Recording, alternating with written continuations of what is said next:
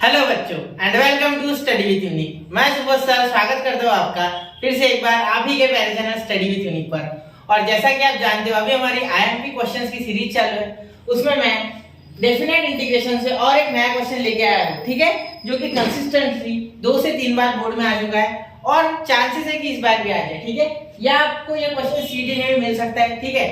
तो ये क्वेश्चन है बेटा 2 मार्क्स है, कितने 2 मार्क्स का ये क्वेश्चन है, ठीक है। और इस क्वेश्चन में आपको लिमिट दी गई है, तो आपको यहाँ अपर लिमिट फाइंड करनी है। देखो क्या है क्वेश्चन, इंटीग्रेशन 0 से लेके h यानी lower limit 0 upper limit h 1/2 plus 8x² dx is equal to π/16। मतलब यहाँ आपको π/16 आंसर जो है वो ऑलरेडी दिया हुआ है, ठीक है। तो अब इसे सॉल्व कैसे करेंगे, बहुत आसान मेथड है बेटा। पहले क्वेश्चन लिख लो, ठीक है, फिर क्या करोगे, यहाँ सबसे पहले तो 2 कॉमन निकालो, ठीक है। क्यों सर 2 क्यों कॉमन निकाल रहे हैं? देखो बेटा यहाँ डायरेक्टली कोई फॉर्मूला नहीं लग रहा है एक्चुअली, तो ठीक है। आप यहाँ 2 कॉमन निकालो या फिर आप यहाँ कुछ कंप्लीटिंग स्क्वायर मेथड वगैरह भी कर सकते हो, लेकिन उसके लिए आपके पास x नहीं है, ठीक है। x² plus x plus c ऐसा चाहिए आपको कुछ, तो इस फॉर्मेट में भी ये नहीं है, तो 2 कॉमन निकल रहा है। तो जो सबसे पहले इजीएस्ट वे है वो 2 कॉमन निकालना है। देखो दिख ही रहा है डायरेक्टली 8 2, तो 2 कॉमन निकल सकता है बिल्कुल। तो निकालिए 0 h ले लीजिए 0 से लेके h तक, ठीक है। यहाँ क्या बचा 1 प्लस 4x का स्क्वायर, और इस 4x के स्क्वायर को मैं कैसे लिख सकता हूँ, मैं इस 4x के स्क्वायर को लिख सकता हूँ 2x का होल ब्रैकेट स्क्वायर, बिल्कुल। और यहाँ मैं इस 1 को क्या 1 का स्क्वायर लिख सकता हूँ, बिल्कुल। अब बहुतों के दिमाग में घंटी बजना शुरू हो गई है कि सर ये तो tan वाला दिख रहा है शायद। बिल्कुल बेटा, आपका जो गेस है, मतलब आपका जो फॉर्मूला आपके ब्रेन ने सोचा वो बिल्कुल सही है, ठीक है। जान दो क्या गिर गया। देखो क्या होता है, इंटीग्रेशन ऑफ 1/x², ठीक है, 1/x² प्लस a²। याद है आपको dx? कल ही मैंने एक क्वेश्चन कराया था इंडेफिनेट में, उसमें मैंने आपको ये फॉर्मूला बताया है, ठीक है, इज इक्वल टू शायद से वो क्वेश्चन था 1/1 प्लस 9x², वो क्वेश्चन कराया मैंने, ठीक है। तो इसका आंसर जो आएगा वो आएगा 1/a tan inverse of x/a। ये आपका आंसर था 1, ठीक है। तो यहाँ आपका a क्या है बेटा, a आपका 1 है, ठीक है, और ये 2 है। अब मैंने आपको एक और चीज बताई थी कि यहाँ आप ये 2 भी मत रहने दो, ठीक है, पूरा 80 कॉमन निकाल लो, ठीक है, चलेगा, वैसे भी चलेगा, लेकिन आज थोड़ा अलग तरीके से करके देता, ठीक है। यहाँ मैं आपको 2 बिना बाहर निकाले भी करके दे सकता हूँ। देखो सुनो क्या आंसर रहेगा आपका इसके बाद। देखो इसे इंटीग्रेट जब करोगे तो 1/2 तो ऐसे रहेगा, ठीक है। ये 1/2 को उधर भेज दो चाहो तो आप, ठीक है, ये π/8 हो जाएगा। फिर देखो क्या हो जाएगा, इंटीग्रेशन h से लेके 0, ठीक है। मैं वापस से लिख रहा हूँ एक बार आपके अंडरस्टैंडिंग के लिए, 1² प्लस 2x का स्क्वायर, ठीक है, dx इज इक्वल टू, ये 2 उधर चले गया तो डिवाइड में चल जाएगा, तो π/8, ठीक है। देखो एक्चुअली ये 2 उधर जाएगा तो डिवाइड करेगा ऐसे, ठीक है, या ऐसे 2 से डायरेक्ट डिवाइड कर सकते तो 8 ही आएगा, ठीक है, कोई दिक्कत नहीं उसमें। क्लियर, ठीक है। मैं इतने आराम से इसलिए बता रहा हूँ कि आपको एक एक स्टेप समझे, ठीक है। कोई बेसिक से भी देख रहा है तो उसको समझ जाए। अब यहाँ एक बात मेरी सुनना, ठीक है, सुनो मुन्ना, एक बात मुन्नी होगी तो भी चलेगा, कोई दिक्कत नहीं है, ठीक है। चलो तो देखो बेटा, यहाँ एक जो है मैंने आपको पहले अप्रोच बताया, उसमें हमें 2 यानी यहाँ से 4 कॉमन निकालना था एक्चुअली, तो यहाँ 1/4 आता, बिल्कुल बिल्कुल सही है, कोई दिक्कत नहीं, वो चलेगा, ठीक है। लेकिन यहाँ हम डायरेक्टली कर सकते, देखो कैसे। आपको सिर्फ इतना ध्यान देना है कि यहाँ जब आप इसे tan का फॉर्मूला लगाओगे तो tan इनवर्स ऑफ 2x/1 आएगा, ठीक है, क्योंकि यहाँ x आपका 2x ले लिया मैंने, ठीक है, बिल्कुल। लेकिन यहाँ आप इसका ये जो 2x है, 2x/1 लिखने की जगह हम सिर्फ 2x लिखते हैं एक्चुअली, ये आपको पता है, ठीक है।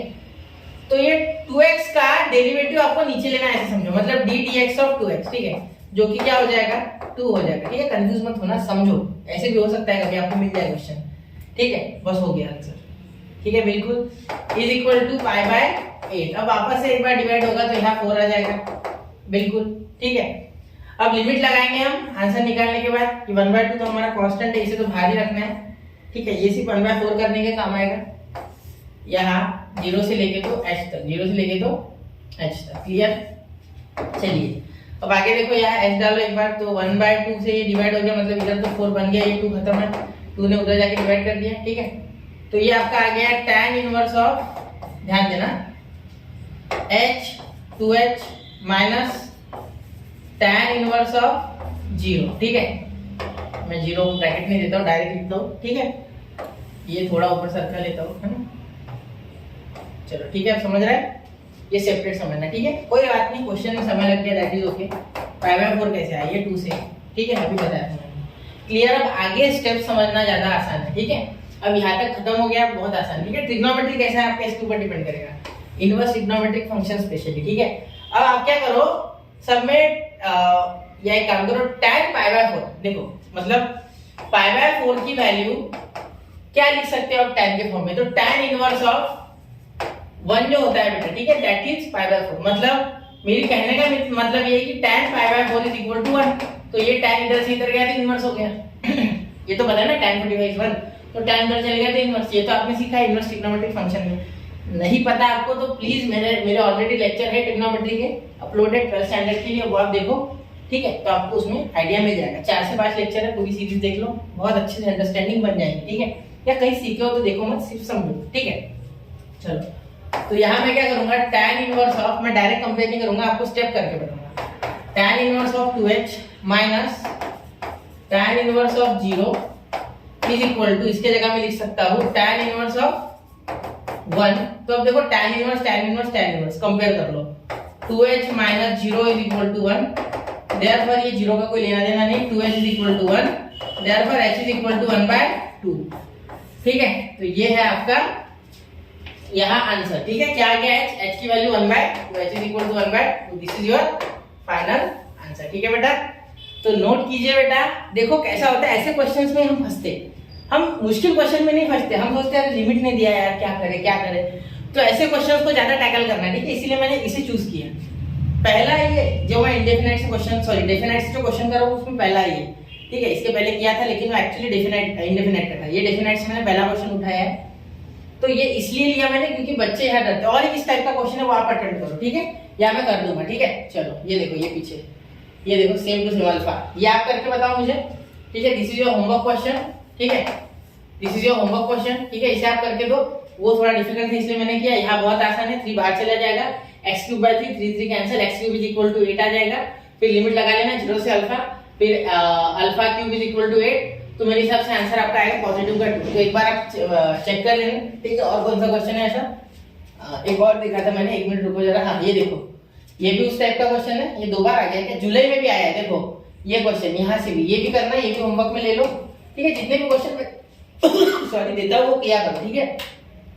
फिर ये रिपीट हुआ है मार्च 2018 में, वो जो क्वेश्चन था अभी वो मैंने अभी आपको करके दिया, उसको एक बार वापस करके देखना, वहां क्या था, h था, यहाँ क्या आया, k आया, बस, ठीक है। तो चलिए बेटा, इसी के साथ इस लेक्चर को यही समाप्त करते हैं, मतलब इस वीडियो को शॉर्ट में। तो पढ़ते रहे, आगे बढ़ते रहे, जय हिंद, जय भारत।